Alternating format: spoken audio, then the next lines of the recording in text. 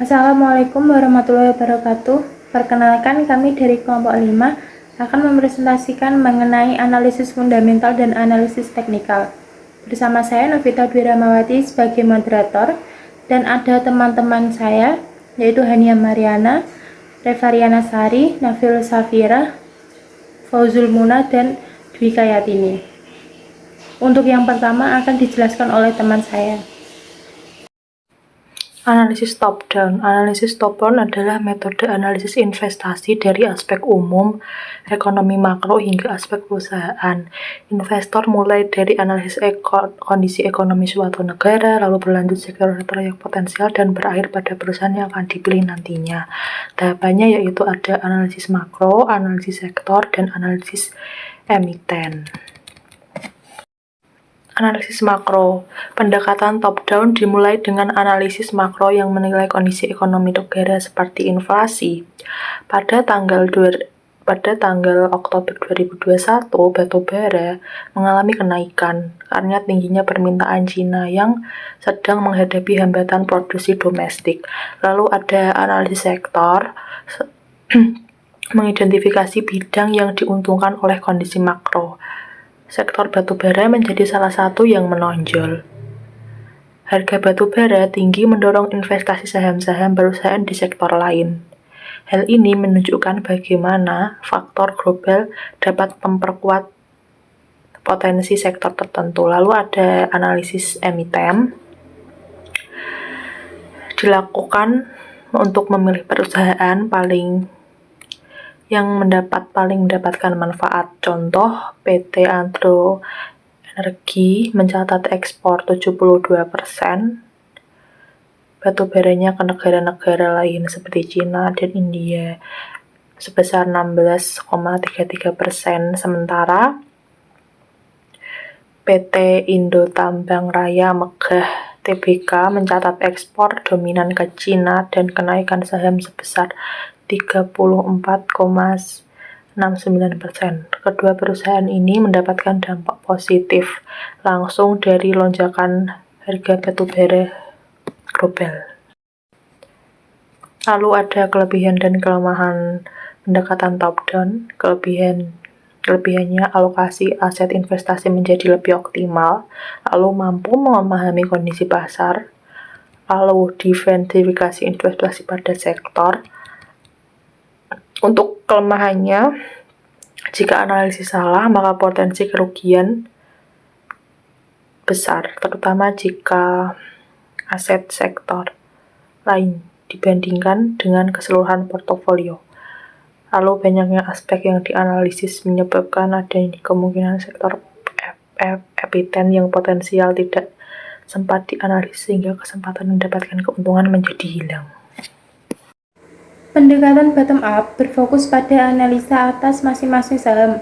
Dengan pendekatan ini, manajer investasi tidak memfokuskan perhatiannya pada sektor industri atau kondisi perekonomian secara keseluruhan, melainkan pada satu persatu emiten. Analisis bottom-up mengawali analisis dari hal khusus, lalu melebar ke hal umum. Analisis ini membutuhkan waktu yang cukup lama karena investor harus menganalisis perusahaan satu persatu, baik secara kuantitatif maupun kualitatif.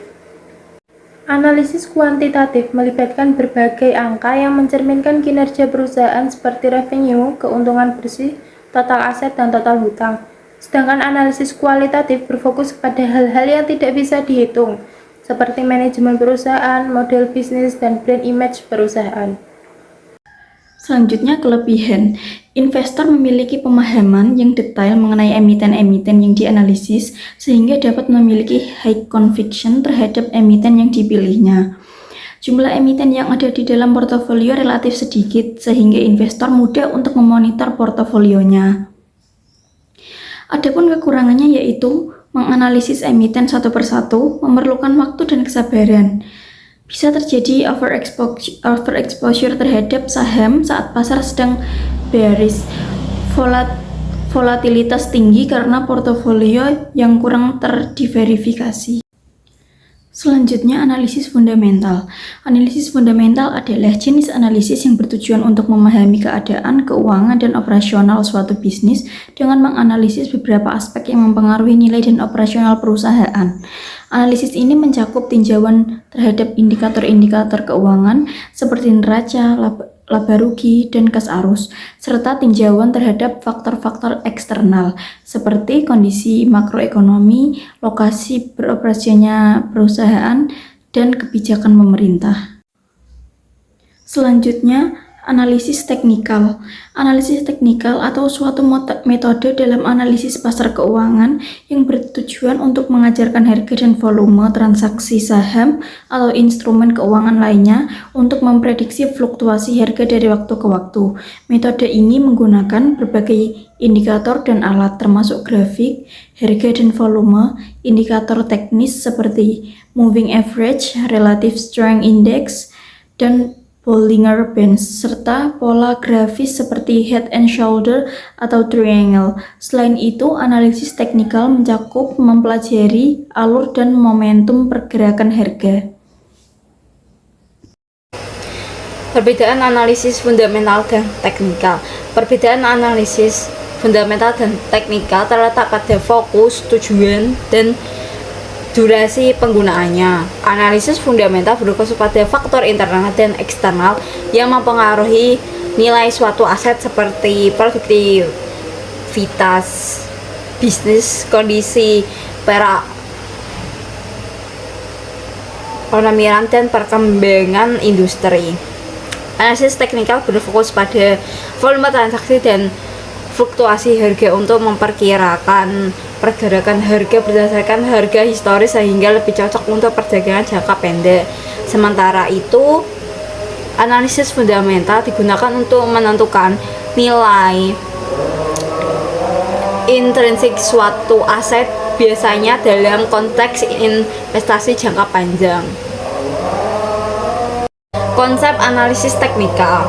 Analisis teknikal adalah metode atau teknik untuk mengevaluasi dan memprediksi arah pergerakan harga aset seperti saham, obligasi, atau komoditas. Dengan memanfaatkan data historis seperti harga, volume perdagangan, dan pola grafik, fokus utamanya adalah pada analisis perilaku pasar berdasarkan data masa lalu, bukan pada nilai intrinsik aset seperti dalam analisis fundamental. Dalam analisis teknikal terdapat bukti yang disajikan melalui berbagai indikator dan prinsip dasar, antara lain pola-pola, garis tren, rata-rata pergerakan, dan momentum harga. Analisis teknikal berpendapat harga bergerak dalam tren tertentu dan terjadi berulang-ulang.